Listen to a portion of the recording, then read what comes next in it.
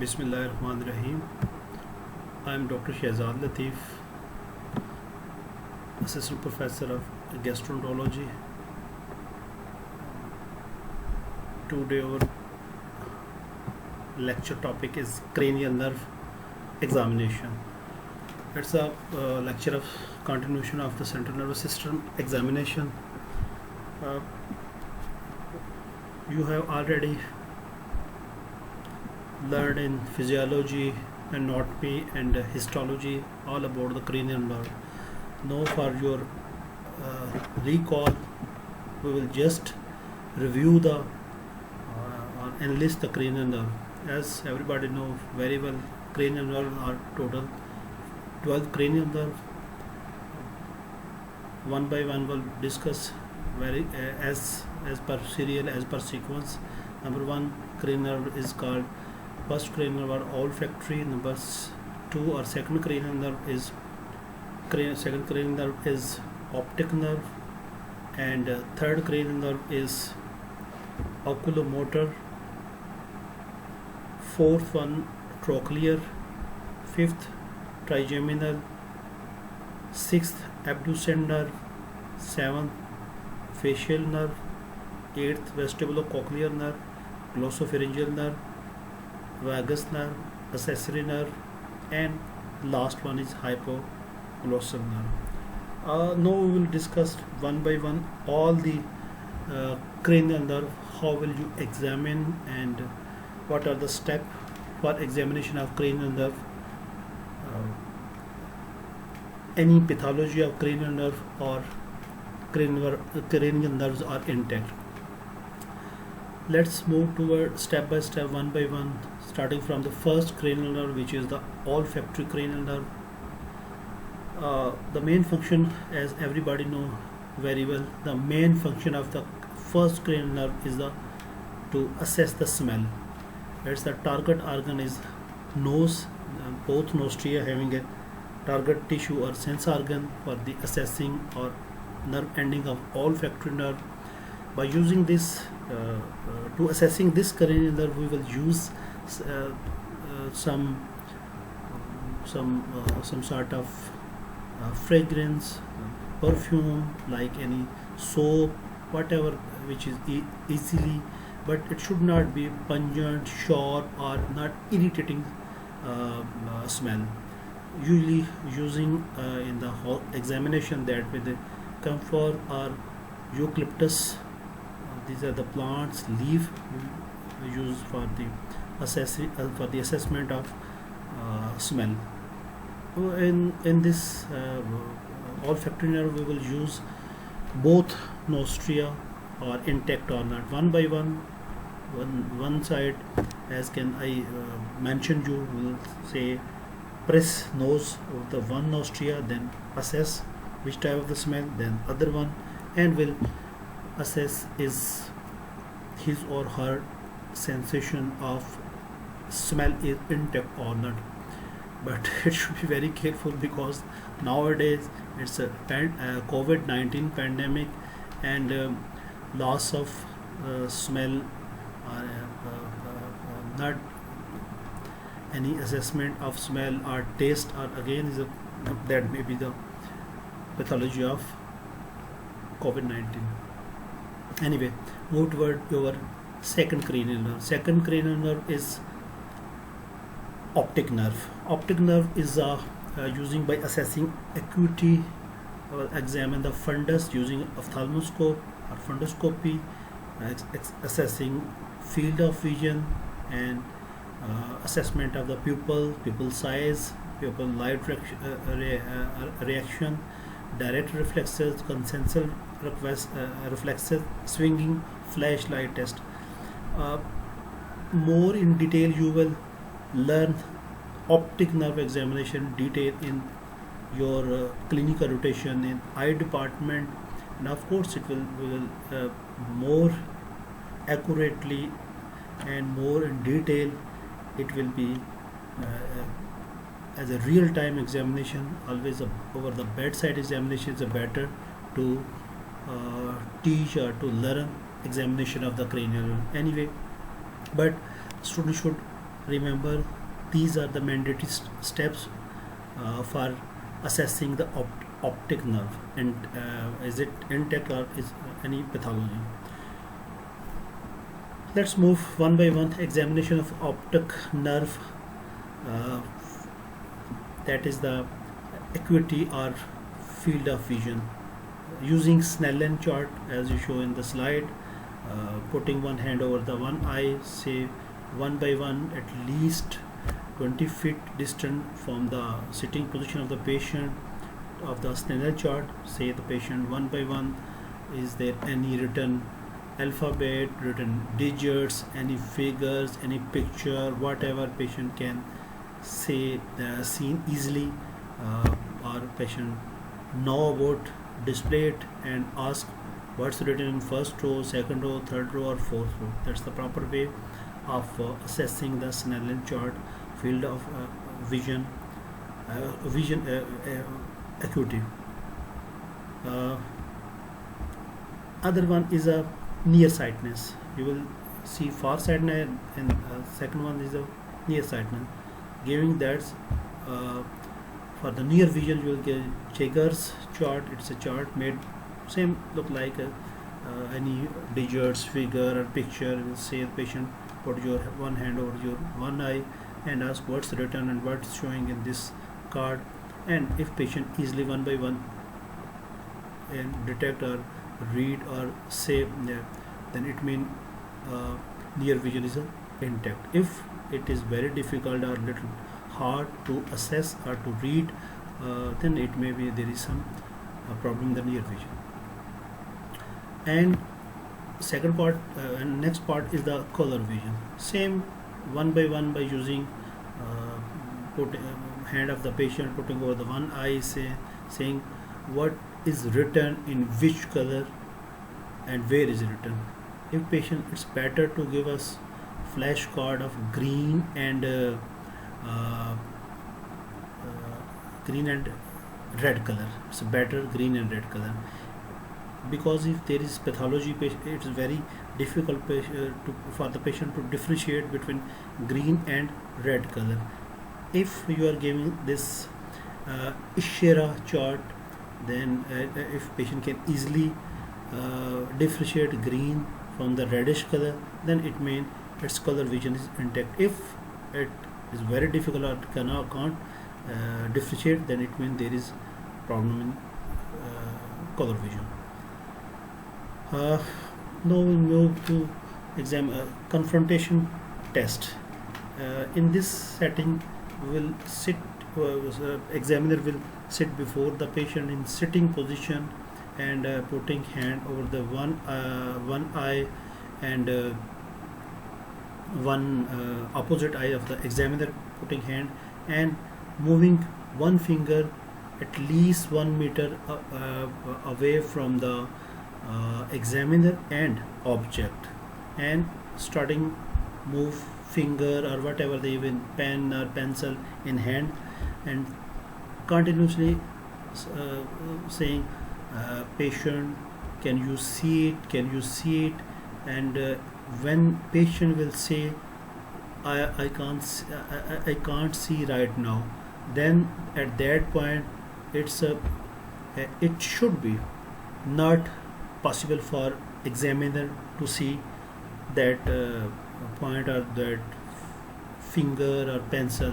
It means objects or patients confrontation test is negative. If he is unable, then it means it's a positive test or intact field of vision. Last part is the examination of fundus using ophthalmoscope or fundoscopy. It is very important way to assess the pathology in eye and the fundus by assessing severity of the different disease like hypertension, diabetes, or isolated disease of the eye as well. So for the examination of optic nerve, it's mandatory to assess the condition or status of the fundus. This is a little bit normal picture of fundoscopy or fundus of the eye.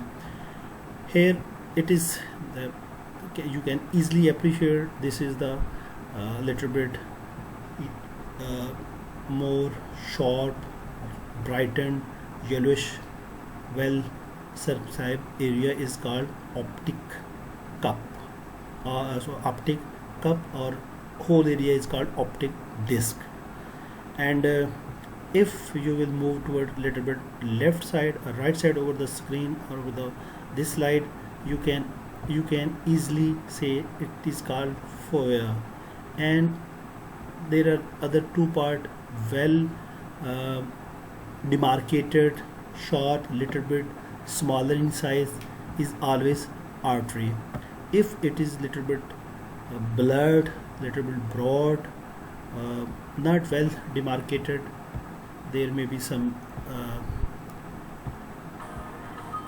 irregular margin, then it mean it is then it mean it is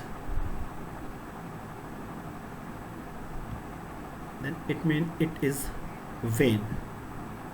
So vein always give you a little bit blurred vision. So this is proper way. Of course it's very difficult in the slide, but it will when you will start examination of the fundus in your eye department, or you will start examination in medical ward, then it will give you a lot of information regarding patient's condition, status and disease. So it is a very important part of examination. Should be very careful regarding examination of ophthalmoscope, examination of the fundus by using ophthalmoscope.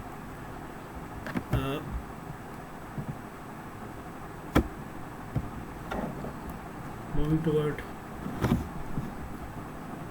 next cranial nerve examination, third, fourth and sixth. These cranial nerves are usually a nerve of muscles of orbit of the eye. So third, fourth and sixth cranial nerve are usually examined simultaneously. If you will see this slide,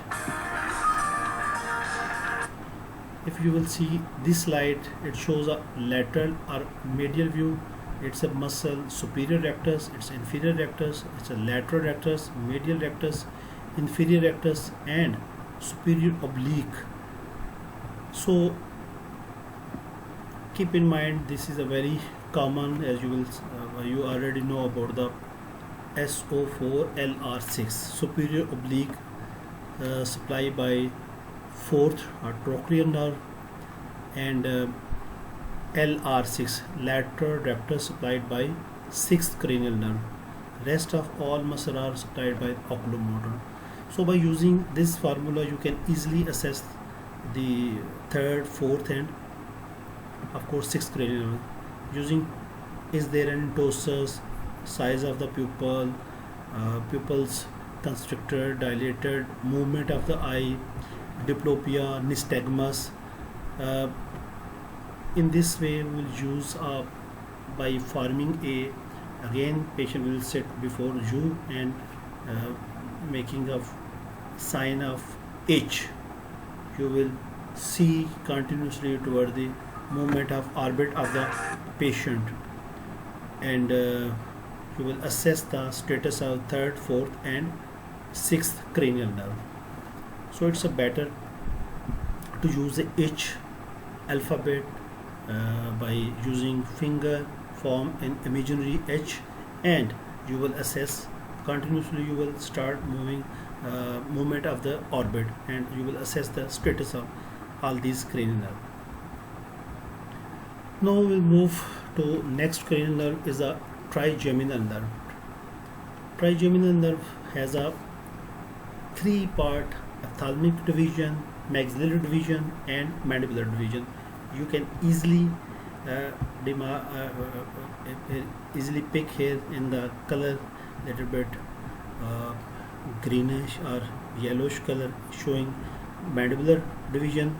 It's a maxillary and ophthalmic division. In this part you will assess any touch crude touch, soft touch sensation, muscle of mastication, jaw jerk, and corneal reflex. Now we'll move toward one by one other feature. Corneal reflex use soft cotton, just making a tip, and we will start to around the cornea, touching cornea. You will cornea will blink. Eye will blink. It means corneal reflex are intact. If absent, it's absent. Usually it's in a dead person absent. Otherwise, in a live healthy patients are always intact. Uh, Soft touch you will assess by using cotton both sides of the face, right side and left side as well. And for crude touch, you will use a toothpick or pin, not a sharp end. It's a blunt end. You will use a assess a crude and soft touch by using this method. Again, mandibular part, maxillary part, and ophthalmic part. Sensory part is also is a trigeminal nerve. Uh, it's a part. Then using again three part, mandibular, maxillary, and ophthalmic, using a cold or hot, little bit cold or hot thermometer, pen, or any slide, just touching over the face of the patient, and you will ask, what are you feel? Is there any cold, hot? If patient give you answer uh, as per hot or cold, then it means intact. If not giving proper answer, then it means there is pathology. This is the motor component of the nerve. Using assessing by muscle of mastication, you will put your both hand over the both side of the face, and you will say the patient touch the face or press your hand apart. If both side of the face using equally with pressure, then it means both muscles are intact. If not, then it means there is pathology. And jaw jerk is a reflexes of trigeminal nerve. Putting finger over the chin, and over the finger you will start a hammer, and saying patient open the mouth. When will you hit?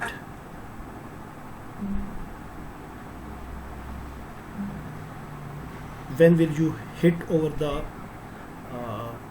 finger?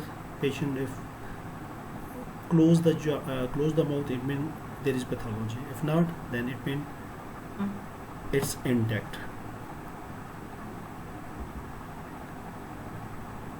Facial nerve. Next facial nerve is the seventh nerve, that is called facial nerve. Also, second name is the facial nerve. The seventh cranial nerve is called facial nerve. Muscle of facial expression. Taste, anterior 2/3 of the tongue, is the sensory part. Cranial nerve have two roots. So if there is pathologies involving whole the face, loss of frontal wrinkle, and not proper closing eye, loss of nasolabial fold, and mouth deviate to normal side, it means it's a Bell's palsy. A Bell's palsy phenomena is called upper motor lesion. If it's a little bit partial, preserved function of upper face or forehead wrinkles, but loss of nasolabial fold, mouth deviated, mouth to the normal side, then it is called it's a lower motor neuron lesion. Sorry, it's reverse. It's incomplete, then it will say upper motor neuron. If it is complete, then you will say it's a lower motor neuron. Lower motor neuron is the phenomena is called Bell's palsy. This is the proper way to assess the cranial nerve, facial nerve, or seventh nerve. You will give a command to patient, show your teeth. If he can properly open mouth and show your teeth intact, and close your eye, you will start pushing away from the upper lid. If couldn't open, then it means intact. You will say the patient inflate your mouth, you will tap over the both side. If air leak, then pathology. If not, it means it's normal.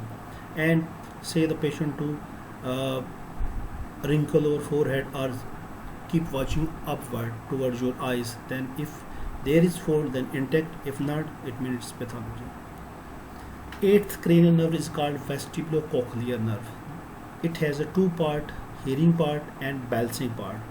It will you assess by checking a nystagmus. Nystagmus is you will start moving your finger and you will say to patient keep watching toward the finger and your eye will be over the eyeball. If there is any oscillation or movement of the eyeball, then it means nystagmus is present. If not, it means it's normal. And hearing you will assess by flickering, by saying some word near the ear one by one. If can hear, then it means intact. If not, then it means pathology. These are the two common or most famous tests using bone conduction and air conduction. It's called Rennie's test. In test A, in the figure A, if you will say, will use a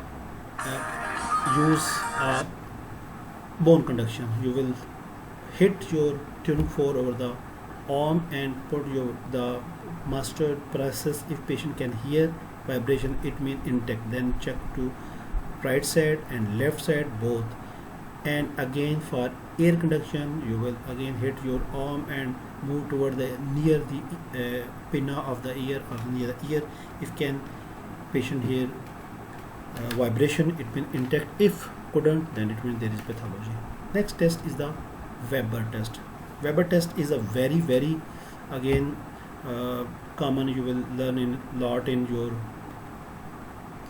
ENT department. Again it's a test for assessing the bone conduction. You will hit tuning fork over the arm and it will start vibrate, then putting the base of the tuning fork to forehead or vertex of the bone. If patient can hear both sides, it means intact.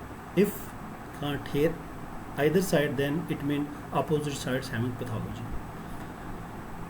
Next nerve is a glossopharyngeal nerve.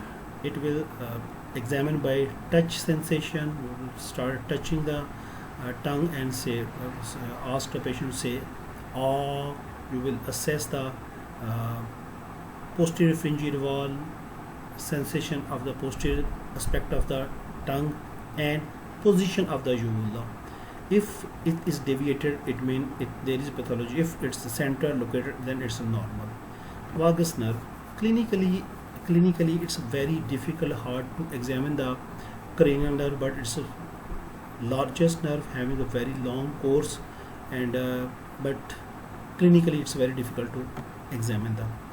Next is the accessory nerve. Accessory or 11th nerve is examined having a motor paths supplied to sternocleidomastoid and trapezius muscle. It will checked by putting your hand over the patient's shoulder from the back side, and you will say the patient shrug your hand. If can easily shrug, it means intact. If can't, it means there is pathology. And putting opposite pressure toward the face and say the patient move it. If can easily move, then intact. If can't, it means there is pathology. This is the two step for assessing the